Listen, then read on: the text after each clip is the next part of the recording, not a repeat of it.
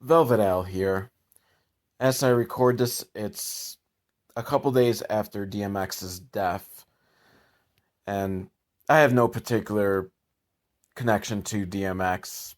Never really got that much into him. But so I decided since he just died in his honor, I will be watching one of his final films, Beyond the Law. Now, I don't really want to speak ill of the dead, but this movie also has Steven Seagal, so there's plenty of ill to be spoken about all around. And wow, there's just so many minutes of studio logos. Damn you, Marvel, and what you have wrought upon this world. Okay, that's not really Marvel's fault. I don't know why movies these days just have so many studio logos. So we're starting off the film, and a car's pulling up at a very odd angle. Not that the car's at an odd angle, the camera's at an odd angle. So I think it's supposed to be kind of artsy. I don't know why an action film would start off with a pretentious artsy shot like that.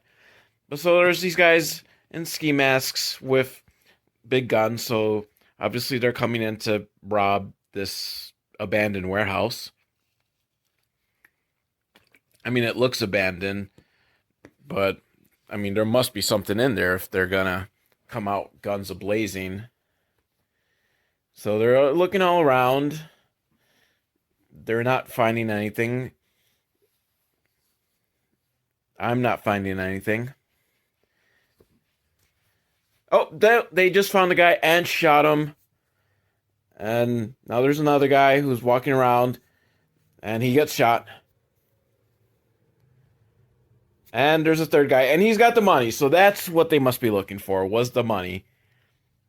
So this third guy, the guy with the money, he's being smart. He's not, making any sudden movements. He tells him, like, you're making a mistake. You don't know who you're taking this money from. And then he gets shot. So, like a minute in, we've got 3 dead people. This movie also stars Johnny Mesner, who I could probably go and Google. That name sounds familiar. I mean, is that the kid from Roseanne who then went on to do the Big Bang Theory? His name was Johnny something, right? I don't know. Name sounds very familiar.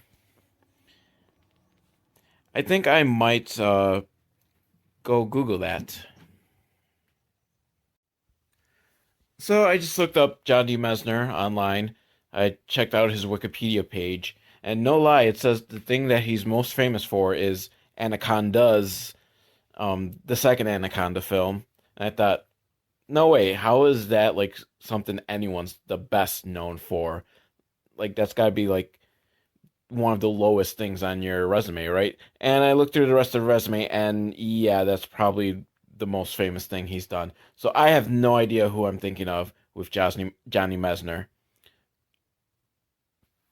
So now they're at a party, and here's Steven Seagal in full goatee. Now, younger people might wonder, like, what's up with Steven Seagal? How was he ever a thing? And as someone who was there for his heyday, I cannot tell you how he became a thing. It was the early 90s. Bad martial arts and ponytails was in. I mean, look at the Highlander series. Not the film series, like the actual TV series. It had a guy with a ponytail doing some crappy martial arts. It was a thing. I regret it. I helped contribute to it. I rented Above the Law and Under Siege. So I did my small part to contribute to Steven Seagal becoming a thing. And I apologize profusely for that. So I'm guessing he's the leader or the guy you don't want to take the money up, take the money from, because he's yelling at this bald guy.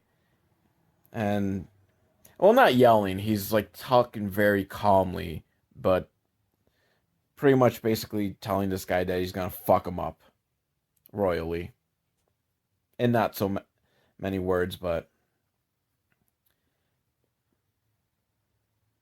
actually it's a pretty calm conversation, which, is scarier than having a guy yell at you. So now we're at a club that has a girl DJ, and I think it might be a strip club because there's a girl in lingerie dress dancing, and some guy just got kicked out, some punk kid. And I don't know what he did, but just looking at him, I think he should be kicked out just on that alone. Like, he just looks like a snot-nosed punk. He's up to no good. So now he's leaving. I mean, he looks like he's 12 and he's smoking. He's probably like in his 30s, but he's one of those guys that looks like they're 12 and that they're just gonna mouth off at you. And maybe he's Johnny Mesner. I just want to punch this guy. I've seen him on my screen for like 2 minutes, and I just want to punch him. I'm already rooting for Steven Seagal. I don't know if Steven Seagal is going to punch this guy, but I really hope so. So snot-nosed punk, who in this close-up has really bad acne, he's come home, and I don't know if it's his dad or his roommate. He looks at him just very disapproving. I'm going to call that guy Leader, because he looks like a friend of mine whose last name was Leader. I don't really talk to him anymore. I don't know what's happened to him. I went to college with him. Good story. Good story, Al. So now there's these guys with guns in the room. It's very dark, so I can't tell, but I think they might be the guys that... Well, we'll call them Henchman 1, Henchman 2, and then Henchman 1 says they need their money. And Henchman 2, who's just, is really fucking jacked now that he takes off his jacket, is about to, like, squeeze his neck or something. And he just need him in the stomach, and thank you. Henchman 2 is the true hero of this film.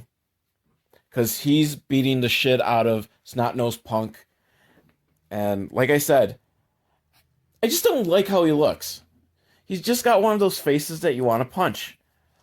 And I feel like that makes me a terrible person. But it doesn't. Snot-nosed punk is a terrible person for looking like a snot-nosed punk. And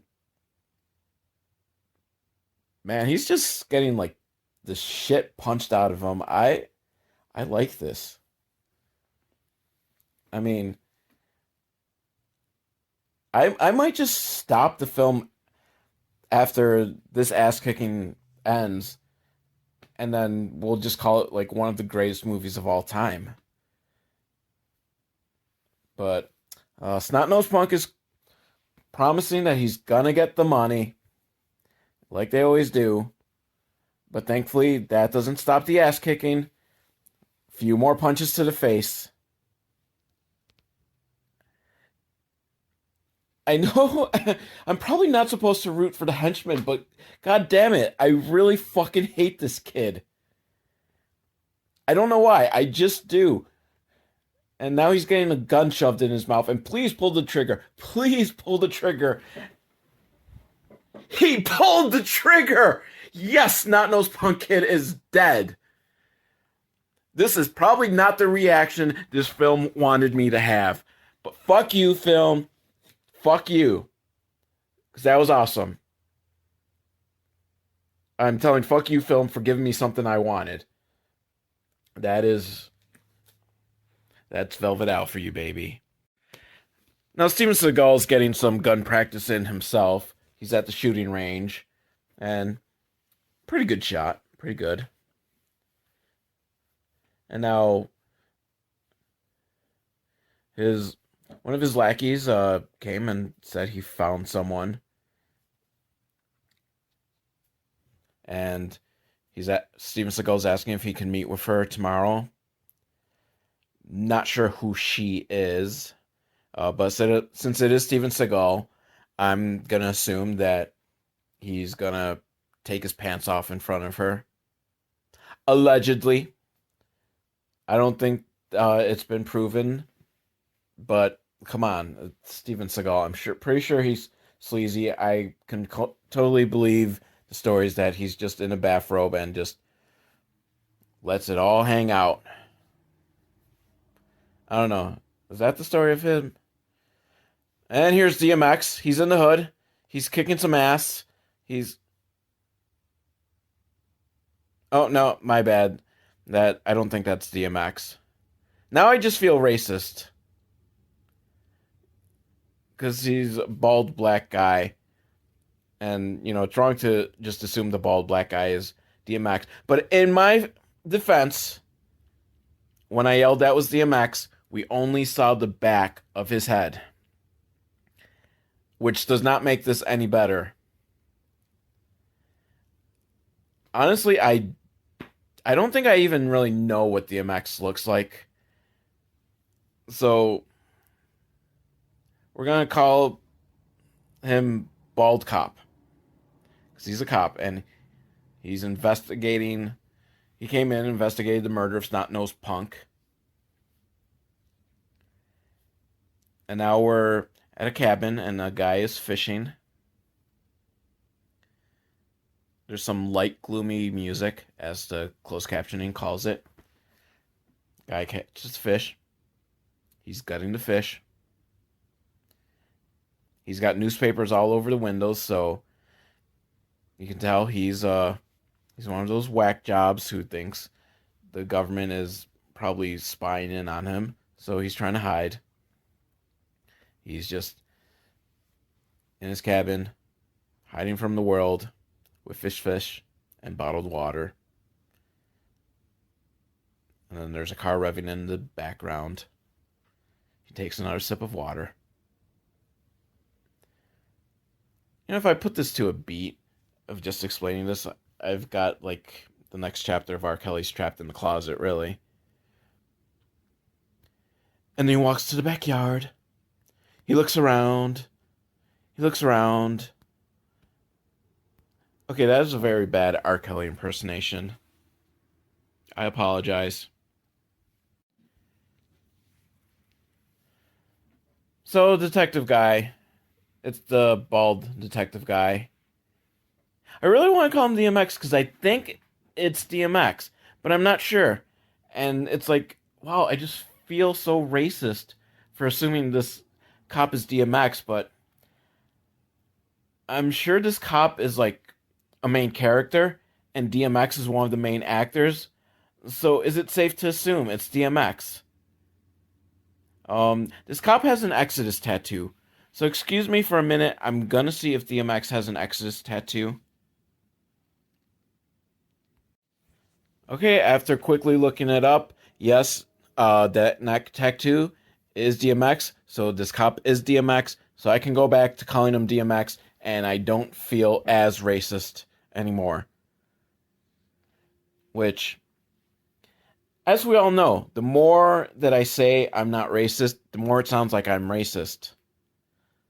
But it actually was DMX. I was right. So now Snot Nose Punk Kid's body is taken to the morgue, which again makes me happy because seeing Snot Nose Punk dead. And so I'm guessing the old guy from the cabin was his dad or something, because yeah, it was his dad, because now he's very sad over seeing Snot Nose Punk Kid.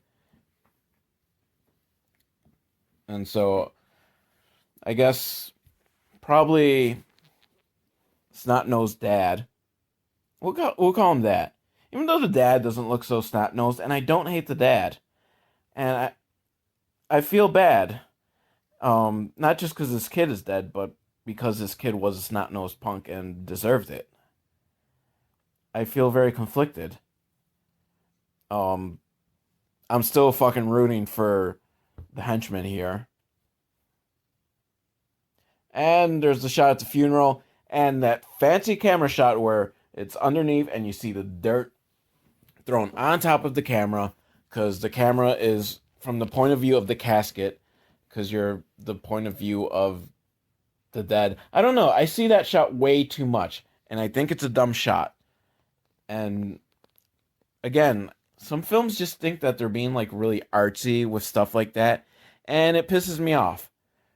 Because A, you hired fucking Steven Seagal for this film, so you lose all pretense of art. Okay? That's just all there is to it. There's not even a B or a 2 or, any other point. The minute you hire Steven Seagal in your film, that's it. Yes. You give up. You just have to give up. You put a camera, you have some actors who read some lines with like no effort.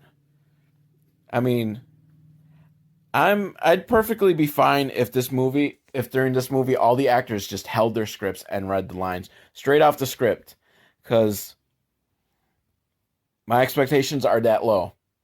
You hired Steven Seagal. So Dad, I'm just going to call him Dad. I don't feel right calling him Snot-Nosed Dad. Um he's like one of 3 people at this funeral. And one of them is this girl who's standing by a tree, so he's like talking to her. She probably knows something. I kind of was not paying attention. But Steven Seagal's in a limo now, because he's a big shot. And, big shots, they ride in limos. Stuff like that, right? So he's on the phone with one of his lackeys and telling him to just... I think he told him to just fuck shit up. I don't know. Not really paying that close attention, but apparently he's going to charity now, because he's one of those big shot underworld guys that has to look like they're a respectable citizen so that no one would suspect them, even though everyone will suspect them, because they know. Because Steven Seagal, back in the day, he didn't have that goatee. And I don't know if that makes... I don't know if it's better that he has the goatee or if he doesn't. Probably better, because he's just so sleazy that the goatee just suits him perfectly. Plus, it's less of his face that you have to actually look at. So Dad is borrowing a truck from, I'm guessing, his only friend, because he was one of the only other people at the funeral. This old black guy. I'm going to call him Magical Negro, because it looks like he's going to fit the Magical Negro stereotype. Except with no magic. But, I mean, Magical Negro doesn't require actual magic. It's just, it's a character who exists solely to help the white guy through his journey. And he's giving Dad his truck. So that's enough of helping on the white guy's journey that I think he qualifies as a Magical Negro. Or maybe DMX is the Magical Negro in this film. Who knows? Could be Steven Seagal. Now that would be a fucking twist. Steven Seagal is the Magical Negro. Someone should make that film, because the controversy it would stir up would be awesome. So now we're at Steven Seagal, and he's at a restaurant. Nice pretty woman has sat down at the table. Steven Seagal seems upset, but since it's Steven Seagal, still no emotion. I mean, you could probably argue that, that's his character. He's like this, I'm guessing he's a big drug dealer kind of guy, kingpin, and he'd be kind of emotionless because he's ruthless and cold-blooded. But it's also Steven Seagal, so I'm guessing not. Executive Decision was a great film because like 20 minutes into it, they killed Steven Seagal, and that was just a yes. Our national tragedy of Steven Seagal being a star is finally over. So I don't know. I think he then went from that to Under Siege 2, where he fights pollution or something.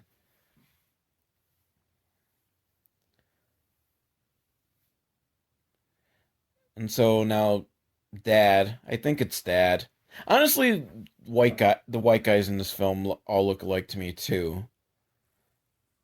But I'm pretty sure it's Dad because he's at a restaurant and he's looking sadly at a young kid to the point of being kind of creepy. The kid sees it and he feels really creeped out. And I hope that that kid is calling the police right now. It doesn't look like it, but I mean, I'm sure he has a cell phone. Maybe he's texting the police.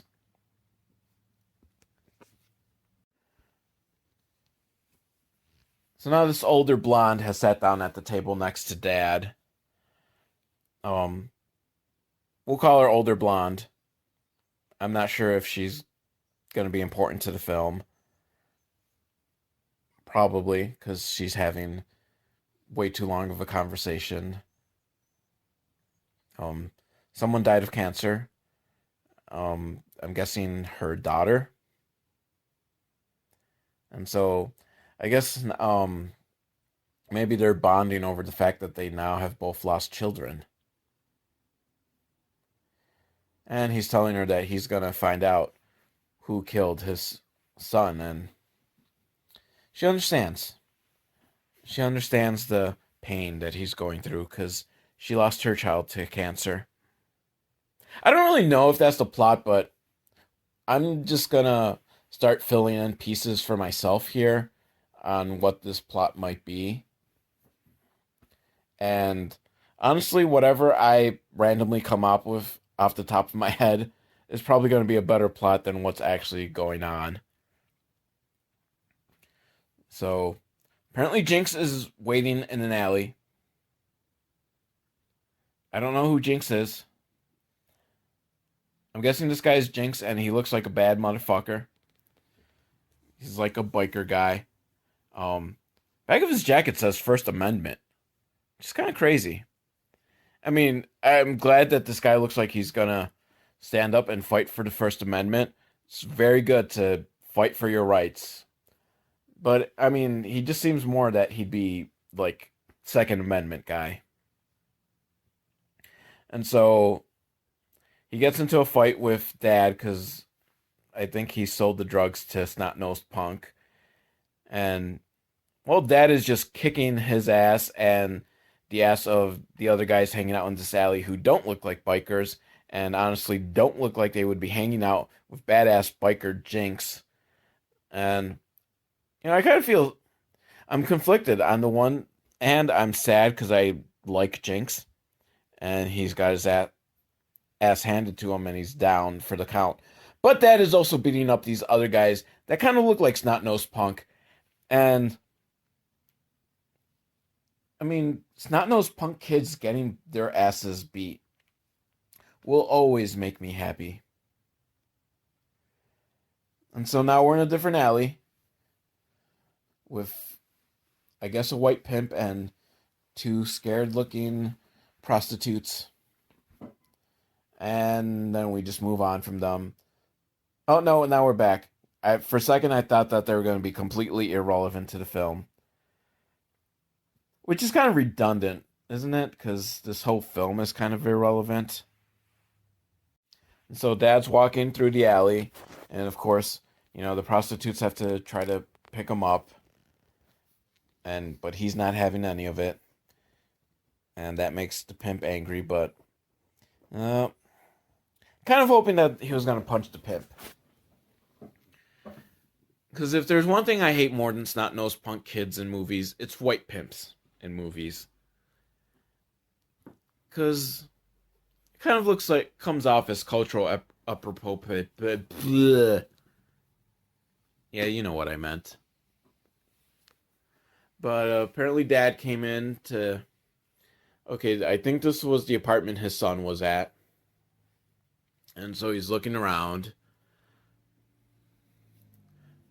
probably just to get a sense of what kind of degraded lifestyle his son fell into. He's looking sad and mopey, and mopey and sad. Sad and mopey, mopey and sad. Sad and mopey, mopey and sad. There, I wrote a song for the film. Give me some money, Steven Seagal. I will write the theme song for every one of your films. You know, I wonder if anyone's ever tried making a cartoon, or if they've done a cartoon that had a character, Steven Seagal, like a seagull, the bird, obviously. I don't mean to insult the intelligence of my audience listening, but I think it would be like apropos, aside from the bad pun, just seagulls are the douchebags of the animal kingdom.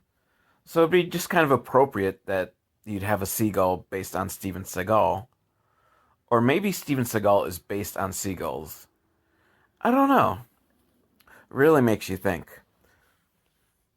So now Dad is having some reminiscing of time with his son, snot-nosed brat, that I'm kind of now getting upset that now we're getting flashbacks with him, because I was hoping we were done with this snot-nosed punk.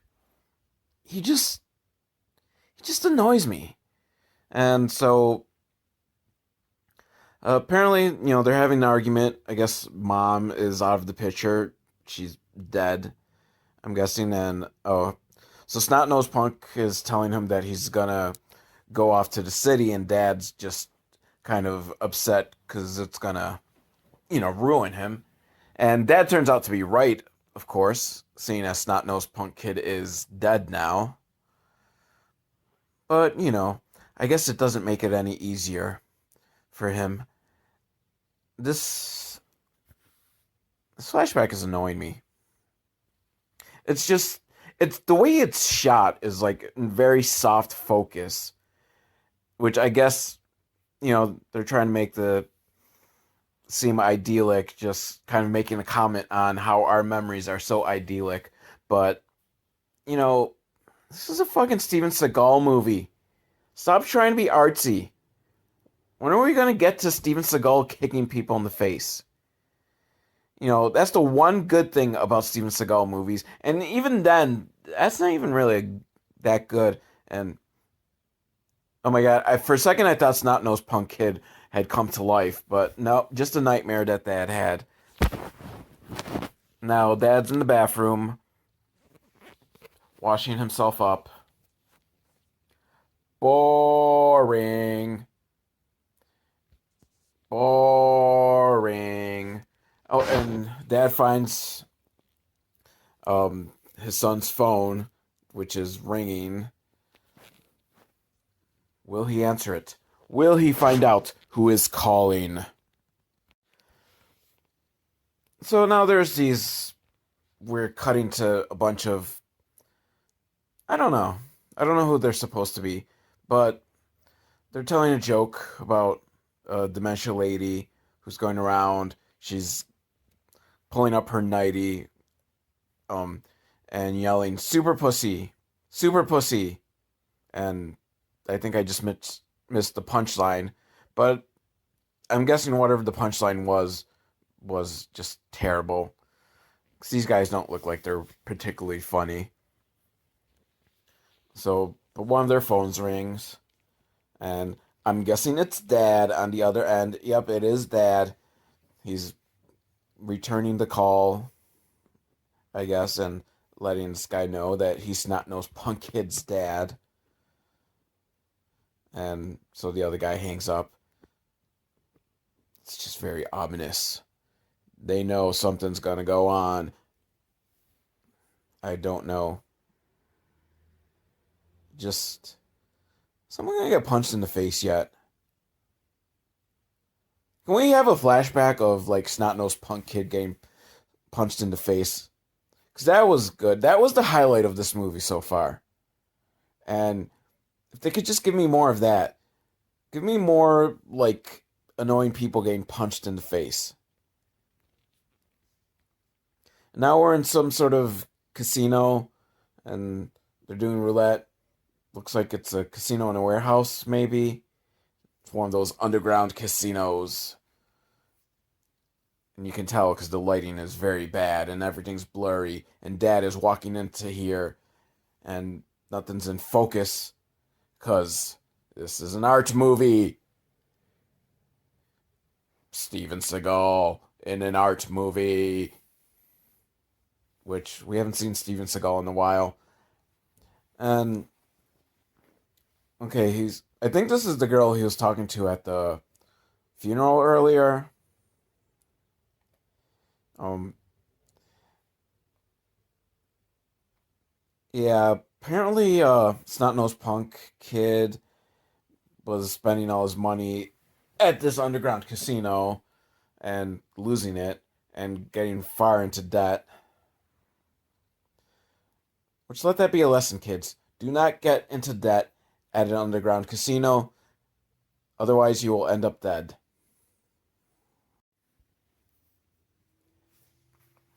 So it looks like Snot-Nosed Punk Kid's name is Chance, which I'm going to keep calling him Snot-Nosed Punk. But, I mean, is that supposed to be kind of like, irony that, his name is Chance and has bad luck? Would that be considered irony? Is he supposed to be a tragic hero? I imagine, like, the screenwriter just had in his mind, something like, oh yeah, this is a good foreshadowing of something and other big buzzwords I learned at college. You know, I just this movie stars Steven Seagal and DMX, and we've gotten precious little of either. Which, I mean, I guess DMX, probably tough to get him to shoot a lot of scenes because he's juggling his rap career. But what the fuck, Steven Seagal doing? Why is he not in every scene? Other than the fact that no one wants to see him in every scene, but um, well, he's a sheriff, isn't he? And something about Russia.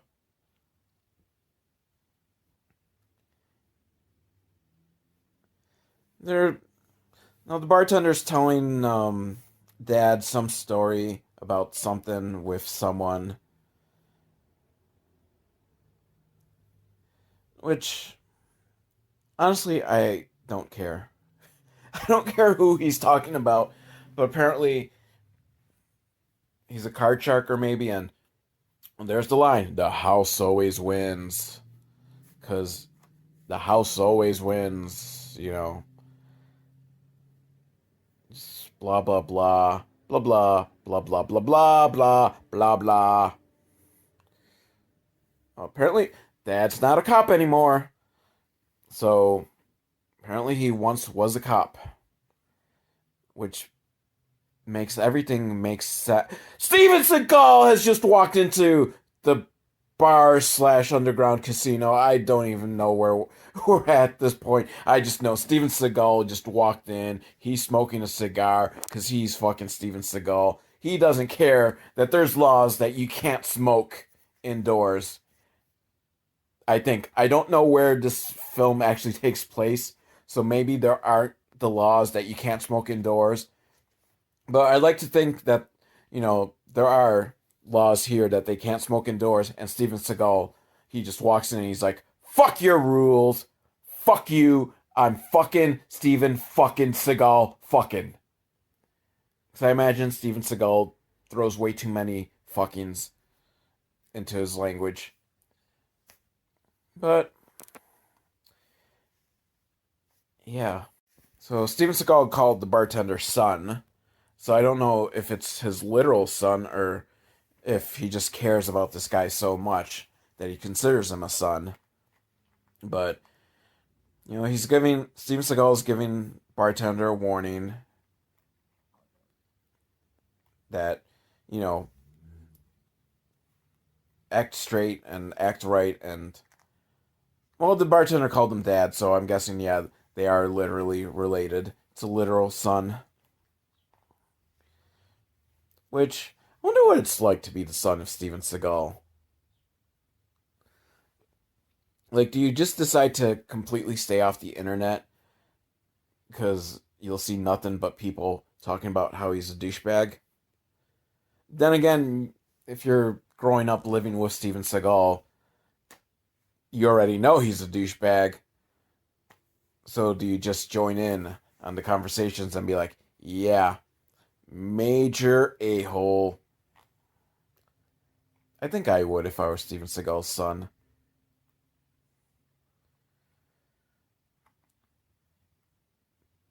There was just a there was a good reading of the line. You got something to say to me? That's my Steven Seagal impersonation, by the way. Really terrible. I don't know. I wouldn't mind Steven Seagal's goatee look if he still had the ponytail for just maximum sleaze. Because I think with a guy like Steven Seagal, it's not an either or when it comes to ponytails and douchebaggery goatees. Because you are the ultimate douchebag. So go with both. Now we're in the champagne room. I'm guessing, I think champagne. They're in a strip club. It's the backstage place where they get lap dances. And dad comes in. He's flashing his badge so he can get in. Because, even though he's not a cop anymore, he has a badge. So I don't know if this is like his old badge or if someone gave him a fake badge so that he could continue to be a cop. I don't know. I don't have experience with this. If someone could tell me, like, when you retire from being a cop, do you still get to keep your badge? Because I know in cop movies there's always like, you got to turn in your badge, but that's when you're a bad cop and you. And now this guy's choking a stripper, which I don't agree with. Do not choke the strippers. I love strippers, and I take it personally. No, not really. I don't take it personally. I just don't think you should choke out anyone unless they're like extreme douchebaggery. And I don't think the stripper was being a big douchebaggery. But back to my point, when a cop gets suspended in these movies, they have to turn in their badge. But they never really address like when a cop retires, do they still have to turn in their badge? Or do they get to just keep it and walk around and anytime they need to get into a place where they're not allowed to, just flash the badge. I don't know. So dad's taking the one guy he found at the strip club outside to talk, and I don't know who this guy is, and I think it might have been the guy he called earlier. And I'm just wondering, would I be able to keep better track of what's going on if I gave a shit about any of these people? Or is it that I would be able to give a shit about these people if I kept better track of what was going on? Either way, this is just, stop trying to be like high family drama art shit here. You got a movie with Steven Seagal and DMX. There's only one thing people are watching for. Give it to the people. When Rick James said, "Give it to me, baby," he wasn't saying, "Give me a high art drama film." He was talking about drugs. And, okay, finally, someone punched in the face. Because this douchebag guy tried to flash a gun at dad, and dad just whiffed some sweet ass ninja moves, took the gun. out of the guy's pocket and just smashed him in the face with his fist. Or actually, I think it was an open palm slap. Either way, it was pretty cool. And why does the movie only do these things for like 30 seconds at a time? And so now Dad is meeting up with DMX, and he just handed DMX a gun. And so I'm guessing they know each other, because DMX is like, blah, blah, blah, you're not a cop anymore, and blah, blah, blah. And did we determine DMX was okay, so DMX just asked him, why did you quit the first force? Which, if he quit, not even like retired, or why does he have his badge? Was it a fake badge or was it his real badge?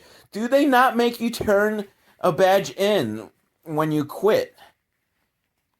Because I imagine it was kind of like one of those, fuck you, I can't do this job anymore, I quit type of quitting.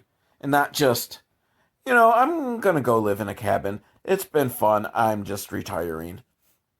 So, it wasn't a retirement, he quit. What? Did they really let you keep a badge?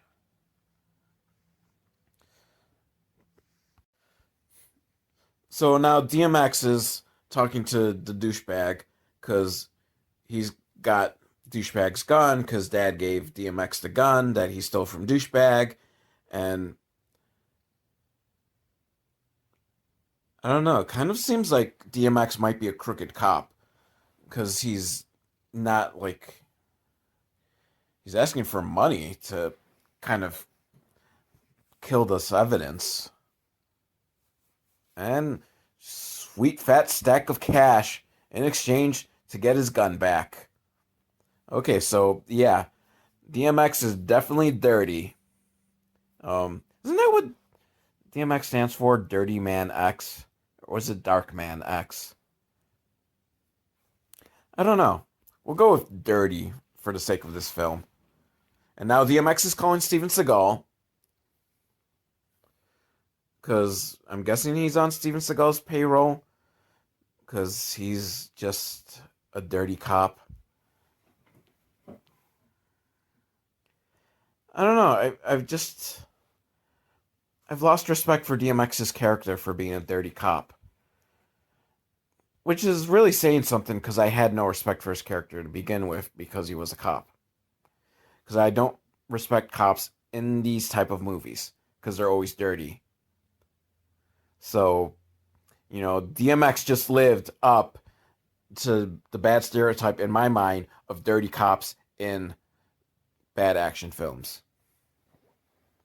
that doesn't have very much action. And now Dad's talking to some other douchebag that's got heavy tattoos. I think this was the guy from earlier, the biker guy. What was his name? Snake? Slink? Snick? I'm pretty sure it was something with an S. He has got a lot of tattoos. He's got tattoos in his ears, which I imagine has got to hurt. Like, just... I don't know. I have no tattoos because the thought of needles just scares me, and I'm sure they're, like, extremely painful. If I were to get a tattoo, it definitely would not be in the ear. I think ear tattoos are kind of when you get to the point of, I've just run out of space on my body to get tattoos. And now, slow speed chase with, I think it was Dad, someone after this girl. I mean, I think it's Dad, but he's not wearing the baseball cap that he's been wearing throughout the rest of the film, so I'm not sure. Everyone is so fucking generic looking in this film that I don't know who's who. Like, this girl that I'm pretty sure is a stripper because someone mentioned stripper. And I don't know if it was the girl that he was talking to earlier, which again, I don't even know if this is Dad. So I don't know if either of these characters have been in before. I don't know who's who. Like, everyone should just have, like, color-coded just wearing a certain like outfit. Just see, that's why I like the Marvel movies, because everyone has their own costume, so you can keep track. You know who's Iron Man, you know who's War Machine, you know who's Falcon, and you know who's Groot, because Groot's a big tree. And if this movie had a big talking tree, that would kick it up a few notches. So these two people who I don't care about, possibly dad and possibly stripper girlfriend of Snot Nose Punk Kid, which if she was his girlfriend, that makes me hate him even more. Because as much as they're trying to make her look as like trashy, she still seems way too good for him. I don't know, like,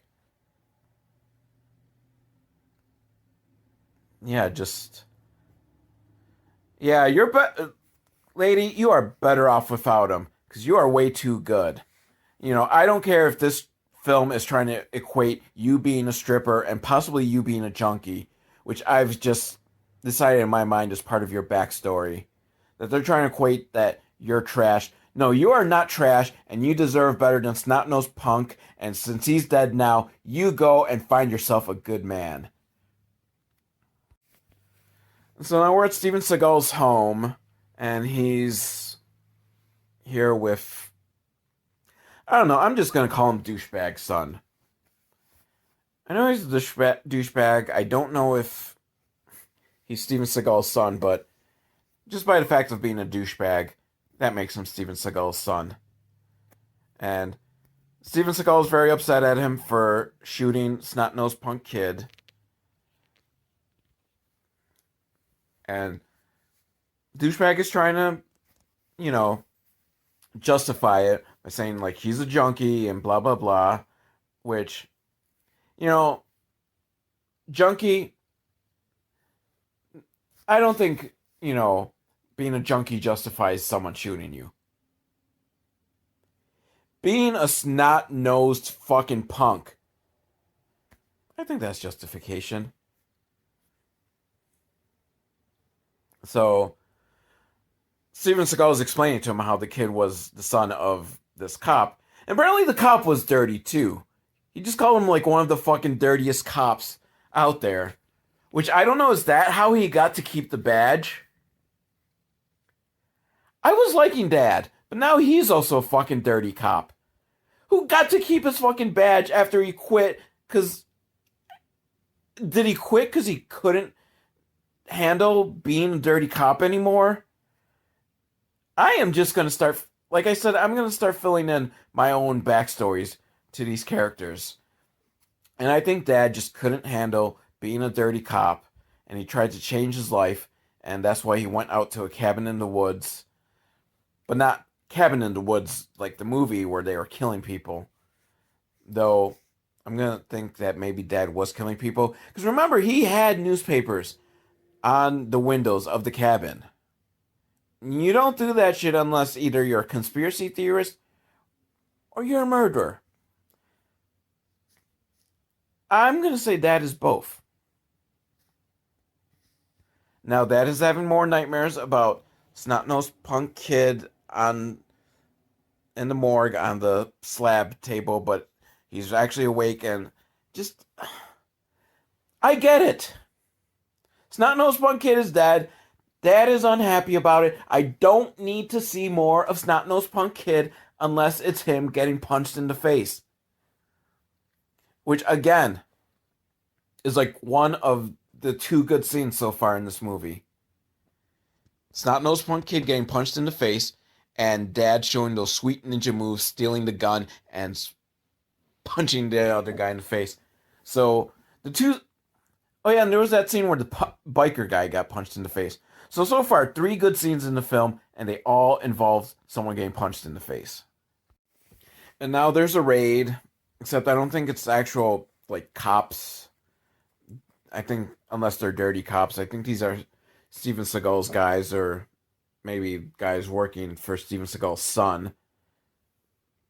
And So they're in the apartment. I think they're looking for Dad, but Dad's not around because he just had the nightmare that woke him up, and he took it as a warning that he needed to get out of there because people were going to come to shoot him.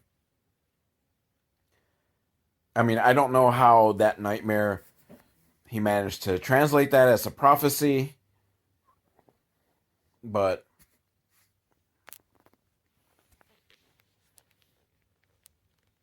can I just say I hate this movie? I kind of want to give up on it and just stop watching it. Um, so douchebag son of Steven Seagal,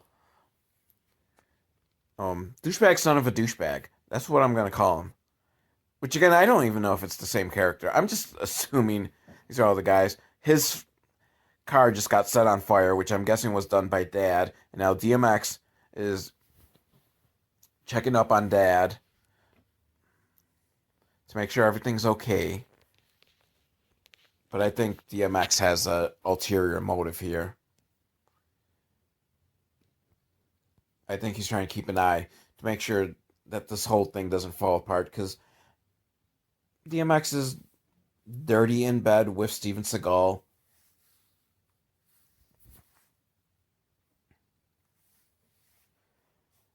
I only know like a couple DMX songs, like there's X Gonna Give It to Ya, which is a pretty cool song, and Party Up in Here, another cool song.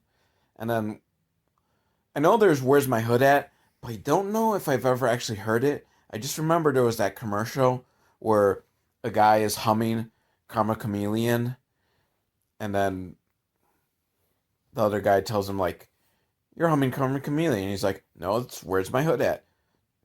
No, no, no, no, no, no. Where's my hood at? Okay, stopping there before I do too much of the melody and get hit with some sort of copyright thing. These asides I think are kind of more interesting than what's going on in this film. So now Dad's back at the diner with, I remember this lady from earlier. She was like talking about how her own son died, or was it her daughter? Some family member of her died from cancer. And Dad tells her that he's gonna go home because he has to shit. Which, you know, I agree. If you're in a diner, you don't really want to like take a shit in their bathroom. You know, I'm of the firm belief that if you have to take a shit, you want to do it in the comfort of your own home. So now we're back to the woods area, and it's the cabin. I think that was next door with the old black guy that was his neighbor, his only friend, and douchebag son of douchebag is here with his gun, threatening elderly black man, who I think right now is the character I feel the most sympathy for in this film. Because his only crime was, you know, helping out that guy, which I don't even. Dad. Yeah. That's how little I care about this film at this point. I can't even keep in mind, like, who's who, but okay, we've got the cabin, and apparently Dad, like, even though he put newspaper all over the window, left a tiny crack at the bottom that you could look through.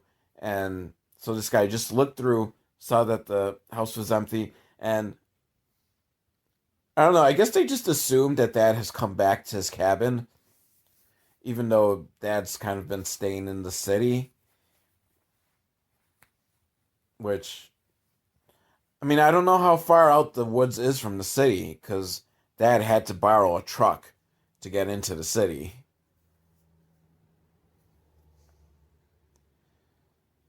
So I suspect there's going to be a shootout at some point. So everyone's got guns. And it's going to be one of those, even though there's like 10 guys with guns, they're all going to somehow manage to not be able to shoot Dad, who's one guy with a gun. Which, I don't even know if he's here. Like, it seems like the cabin's empty, but okay, so the bad guys, they're opening the door. close-up shot of the doorknob, because this is artsy film. Go inside, and there's no one. There's a bottle of water. They're looking around. The bed is empty. They're trying to build some tension, some suspense. What's gonna go? What's gonna happen? Someone's gonna get shot. I can feel it. Someone is gonna get shot. I mean, one of the bad guys is gonna get shot. Which one will it be? Will it be the douchebaggy looking one? The other douchebaggy looking one? Douchebag son of a douchebag? Or the not quite as douchebaggy looking one, but he's only not quite as douchebaggy looking because the camera hasn't spent too much time on him. Now they're looking outside. Because they know Dad is somewhere here. And yes, he's hiding in the bushes. And the first guy has been shot in the back. And now Dad's got his shotgun to make this more of a fair fight. Which, I mean, they know there's just going to be, like, the one guy, right?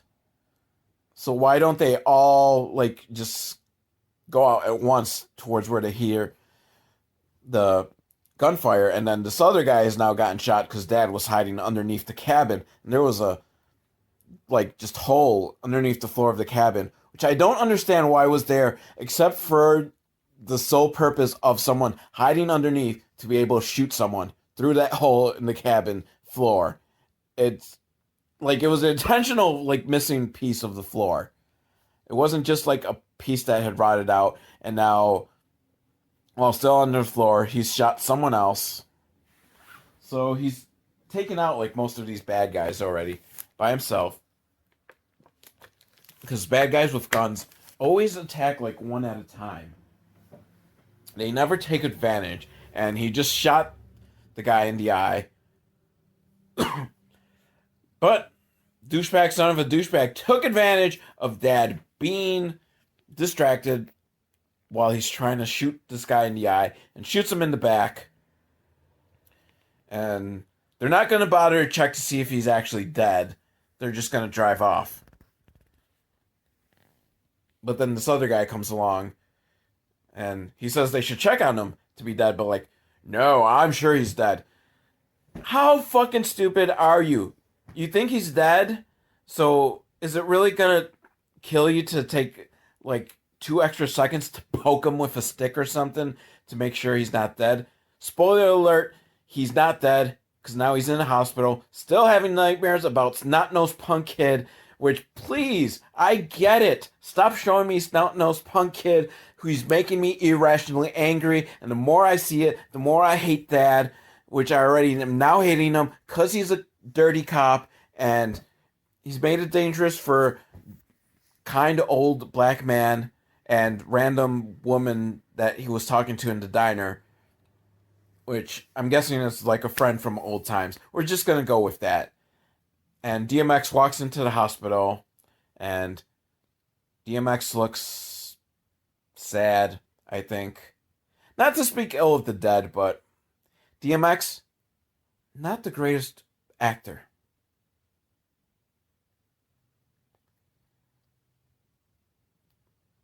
You know how there's that, like, what is it, the Bechdel test? The something test of whether or not a film has, like, 2 women characters actually talking to each other. Which, by the way, this film is absolutely failing at. I think there's been a total of 2 women characters at all. But, I wonder if there's, like, a version of that for, like, black people within a movie that's predominantly white. In which case, this movie has just passed the test because elderly black guy and DMX exchanged a couple of sentences. You know, if that's not a thing, we should make it a thing. Just a test of, you know, are these black characters just token black characters that kind of have no real life of their own except how they relate to white people in the film? And do the black people get to talk to each other? Let's make it a thing. Now we've got more footage of Steven Seagal sitting in a bar, just going at it on his big old cigar, because he's a badass. He doesn't care that you can't smoke inside. What are you gonna do? Tell Steven Seagal not to smoke his cigar? I think not. Now he's talking to some douchebag, and he's sick of saying the same things over and over and over.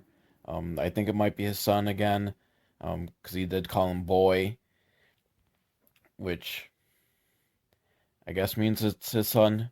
I think it's his son. I've forgotten already. Like, it's so hard to keep track of, like, which douchebag is who. So they're talking, and if he had a soul, I feel like it's unretrievable, says Steven Seagal to. Steven Seagal is very, very upset that Snot Nose Punk Kid got killed. That's what this scene is coming down to. He's very upset that his son killed Snot Nose Punk Kid, which I don't know. I mean, I still think he did the world a favor by killing Snot Nose Punk Kid. And the high drama. You're no longer my son. Well, you were never a real father to me. This is intense. Intense drama. So, is Steven Seagal going to punch his son in the face or something? It's a Steven Seagal movie, and Steven Seagal, like, we're 2/3 of the way through it, and Steven Seagal has yet to punch anyone or kick anyone. Maybe I missed it, but no, I don't think he's just. God, I don't care about this family drama. If I wanted to watch a family drama, I'd watch, like a Paul Thomas Anderson film or something, or Wes Anderson, or Lonnie Anderson. But, you watch a Steven Seagal movie, you come for one reason. Just punches and kicks and more kicks. And now we're in the fluorescent backroom hallway. Douchebag son. What? Son of a douchebag. He's talking to some other douchebag. My God, there are a lot of douchebags in this film. And I don't know if it's just the same douchebags over and over, and I can't tell because I'm a douchebagist. Is that a thing? How like a racist will say like, "Oh, all these people look alike." I feel that way, but towards douchebags. All these douchebags look alike. And now we're back at the apartment. Diner lady. No, actually, I think it's the hospital. Yeah, kind of looks like a hospital, like a very low budget hospital. And the lady from the diner and the old black guy are just talking, and someone's gonna take good care of someone. Good talk, people. Real heart to heart there. And now we're back to different douchebag. This was the douchebag in the hall that was talking to son of a douchebag, and now he's talking to a woman. And I'm trying to remember if she's been in this film yet or not. She kind of looks familiar, but again, everyone in this film has like such a generic look, except for Steven Seagal, because Steven Seagal can never look generic because he's just kind of like a fat piece of shit right now. He just But even before that, he had a very special, unique brand of douchebaggeriness. And so old black guy is back at his cabin, I assume, sitting in his chair. He's gonna read a book. It's good to read. Kids, make sure you always read. And now someone's walked in. One of the douchebags. He's got a gun, and I assume he's gonna threaten old black guy. He's taking a seat, like he's taking the chair and like dragging it all the way so he can sit right in front of the old black guy. pretty sure I've seen this douchebag somewhere before in this film. Um, I don't think it's Son of a Douchebag because his hair looks kind of different than the last scene where I saw Son of a Douchebag. You know what would help in these kind of films? Name tags. How great would that be if people just wore name tags and you'd be like, oh, yeah, that's Steve, and that's Joe, and that's Son of a Douchebag. So they're talking about dying and, you know, God damn, like, just shoot him or something. I am like, why is this film trying so hard to be like artistic and about drama? Like, I like when a bad movie knows what it is and doesn't try to like really pretend to be like high art or high drama or anything and just gives us what we want. You know, you're an action film, so just give us some fights, some people getting punched in the face, and some people getting their heads blown off. And this movie has given me very, very little of it. I mean, I hate to keep going back to Snot-Nosed Punk Kid getting shot. And before he got shot, he got punched in the face several times. And that was just, it was such a great scene. And nothing in this film has lived up to the promise of that scene. I just want more douchebags just getting punched. I think I'm gonna skip this part, uh, unless someone gets shot. Oh, wait, he's cocking his gun. Um, yep, and gun blast. But because this film is so artsy, fartsy, the gunshot happens off screen. They cut to the outside, you hear the gunshot, you see a flash of light, and then douchebag walks out.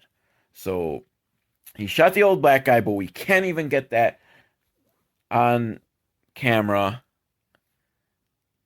God, I hate this movie. I hate this movie. I am hate watching it now, but I can't even enjoy it as a hate watch. This film is a hate crime.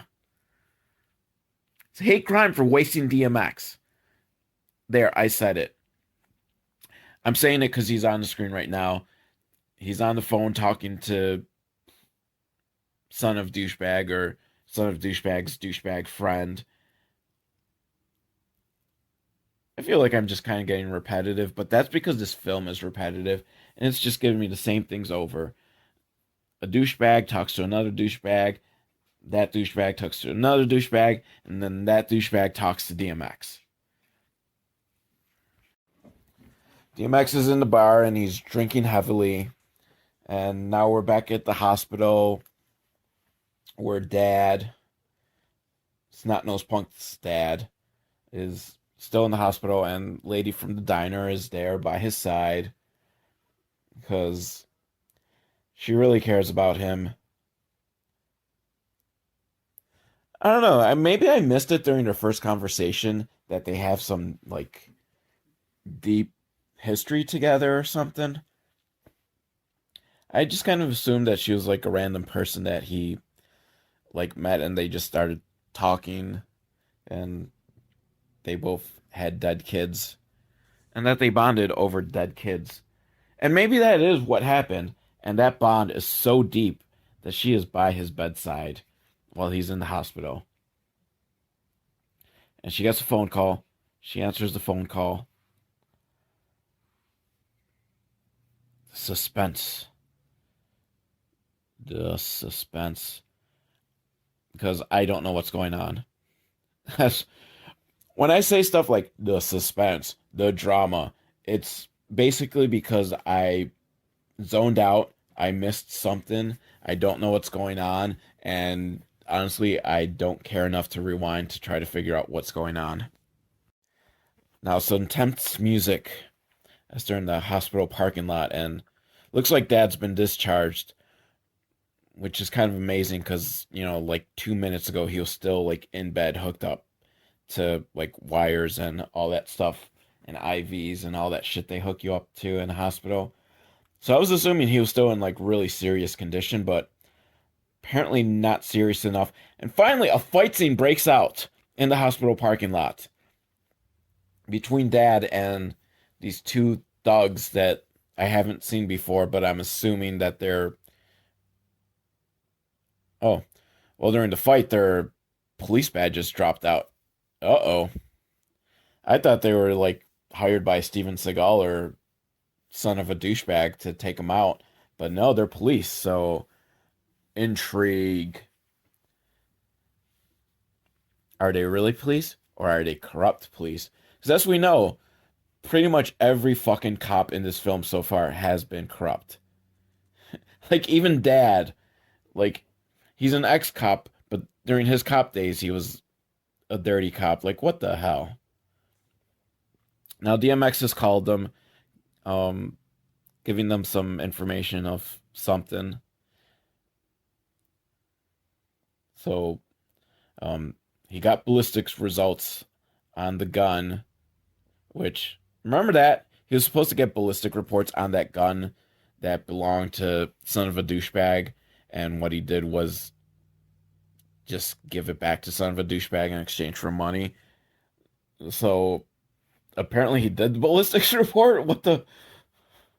How's this gonna work out? He had a sudden change of heart, which okay, I can get that, but does he get the gun back? Like, what good is the ballistic report gonna do without the fucking gun? Did you even think this out, DMX? Did you? Or were you too busy trying to lay down the rhymes for your next album? I don't know. Was he recording an album at the time of his death? May Maybe he felt the, you know, death knocking on his door. He knew his time was coming up. And he decided that the last thing he will do with his life is do this movie.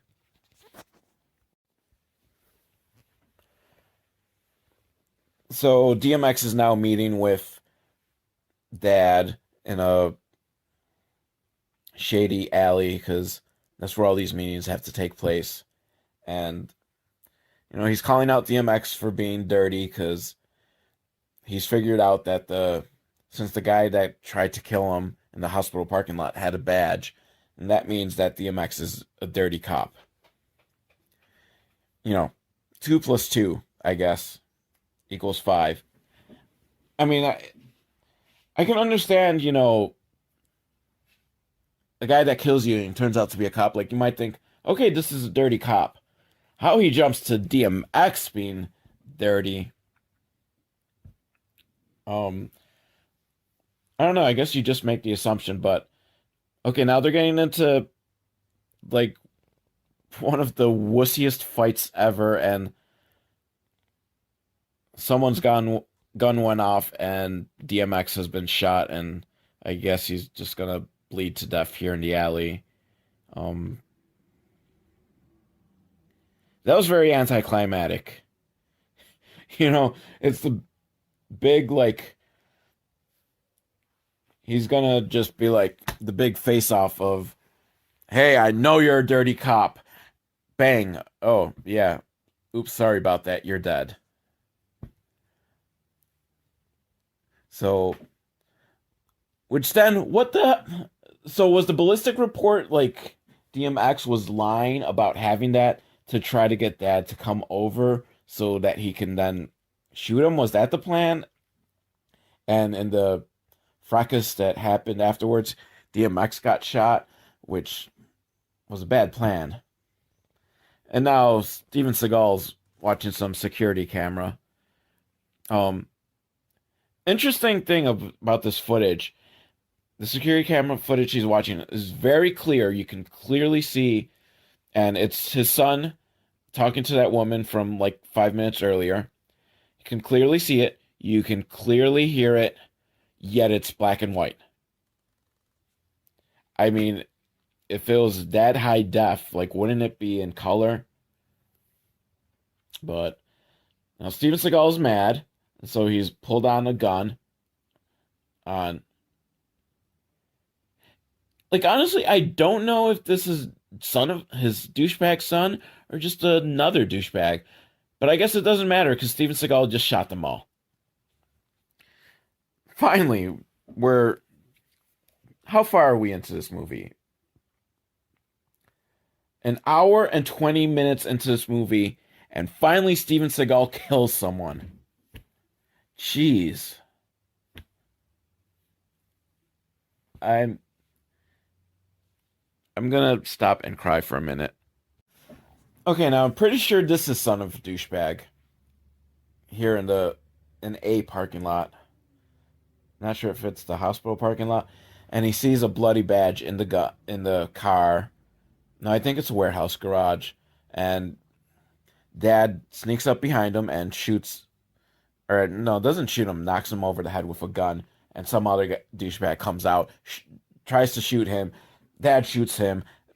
There's Dad's bleeding because I think he got shot during the fight with DMX, and he's about to shoot son of douchebag.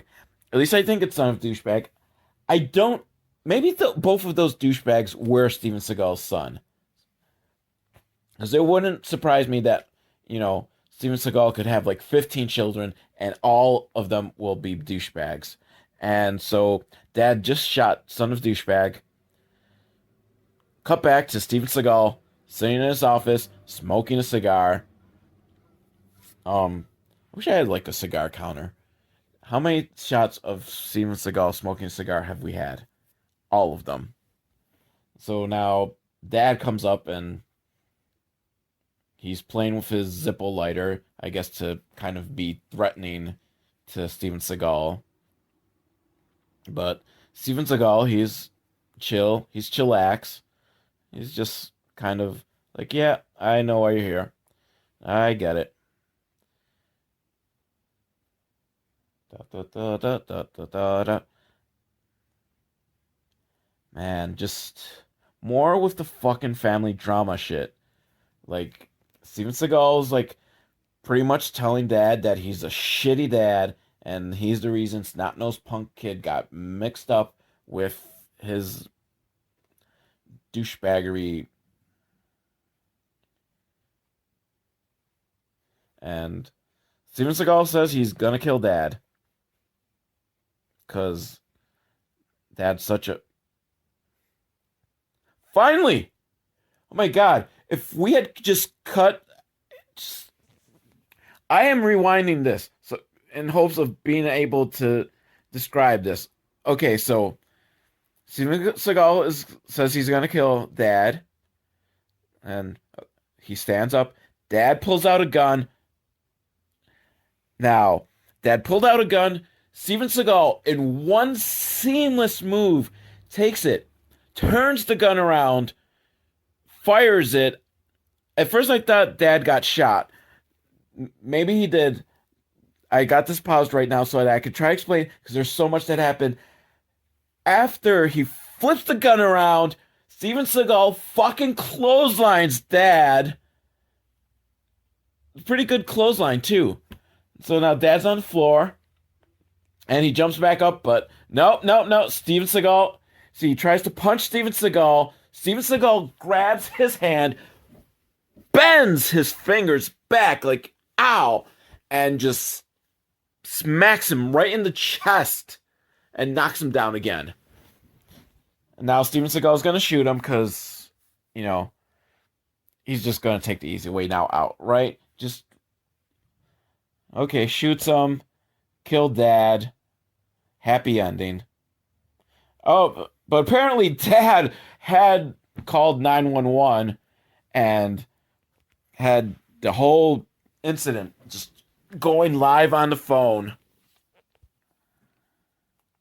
So even though Dad is dead now, he gets the last laugh because Steven Seagal's going to spend the rest of his life in jail because everything was just being heard by 911. But I think Steven Seagal had the last laugh. And now we're in the motel room with that girl, the young girl from earlier, the one that was at the funeral, who I think is a prostitute. Junkie prostitute, I've decided. Even though she doesn't look like a junkie. But she's trying to quickly gather up her stuff, and the lady that was talking to douchebag guy in the hall, he shows up and shoots her. Be I am so confused by that ending. Um. So okay, I'm gonna try to work this out because I'm not gonna rewind it to try to figure out why. But so Steven Seagal kills Dad with some sweet ninja moves, might I add. Well, not is a clothesline a ninja move? Whatever. It was pretty sweet. Um, Took the easy way out with the gunshot at the end, but at least some nice hits there. And then the lady assassin, I'm guessing, that son of douchebag's douchebaggery friend had been talking to in the hallway, comes out and shoots the young girl that may be a prostitute for reasons. I don't know. There probably was a reason given, and I wasn't paying attention because this movie sucks. So, but I will say, at least it ended with a Steven Seagal fight, which was actually kind of amusing. It lasted 30 seconds. So that plus the 30 seconds of snot-nosed punk kid getting punched out in the beginning. So we'll be kind of kind and say that about 2 minutes of this film was worthwhile. From a movie that's about an hour and a half. Yeah. I hate you, Steven Seagal. You have taken an hour and 28 minutes of my life.